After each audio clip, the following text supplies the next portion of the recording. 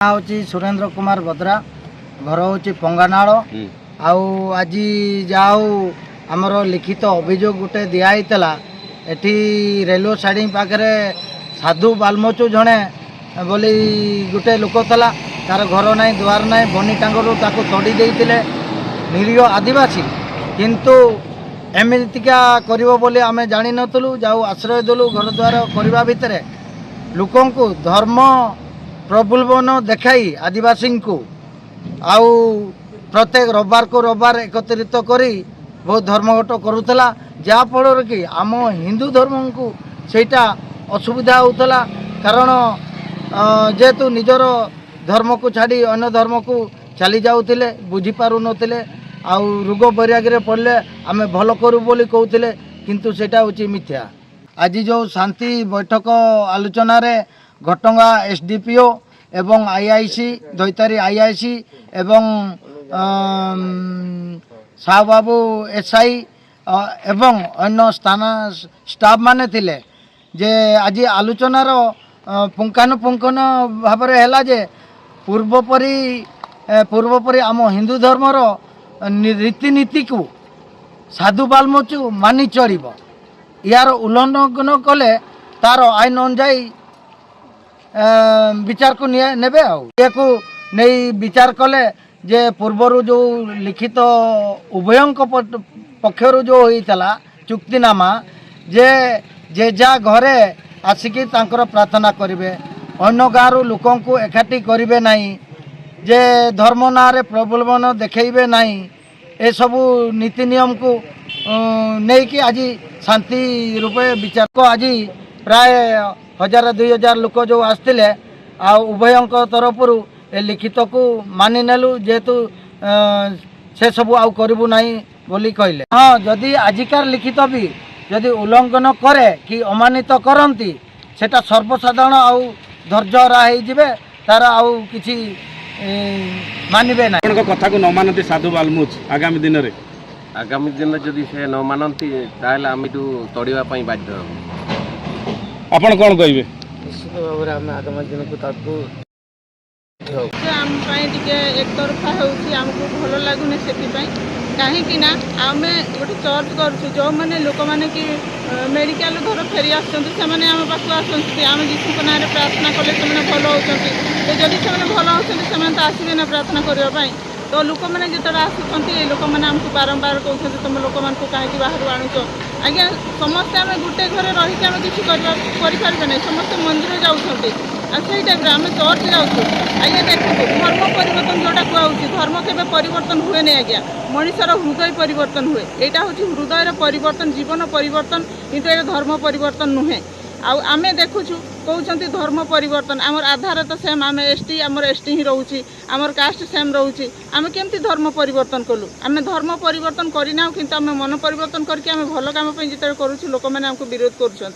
तो यहाँ ठीक आमको लगुना तेणु आज जहाँ हो समाधान होती किंतु समाधान है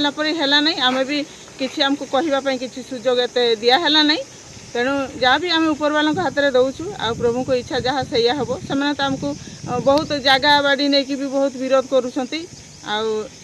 आम कहूँ जे शांति आम चेष्टा करुँ समस्ते शांति रहिबा किंतु से माने निज शांति रही चाहूँगी किंतु समस्त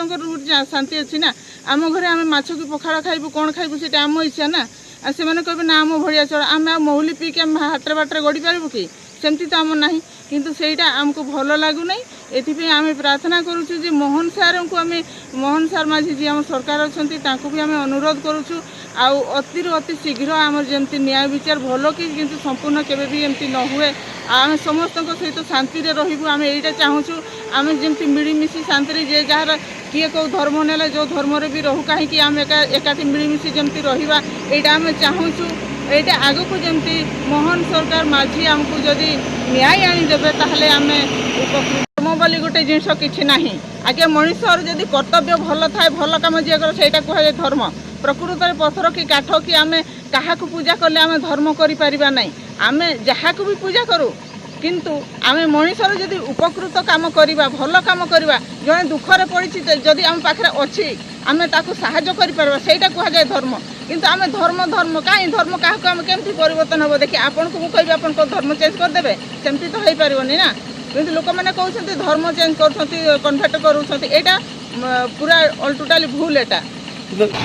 ଦୂର ସକ୍ଷମ ସେତିକି ଦୂର ମାନିବୁ ତା ମାନେ ନୁହଁ ଯେ ଆମକୁ ଜୋର ଜବରଦସ୍ତି କୁହାହବ ତମେ ପଖାଳ ହିଁ ଖାଅ କେବେ ତୁମେ ଗରମ ଭାତ ଖାଅ ନାହିଁ ସେମିତି ତ ହେଇପାରିବ ନାହିଁ। ଆମର କର୍ତ୍ତବ୍ୟ ଯେଉଁଟା ଆମେ କରିବୁ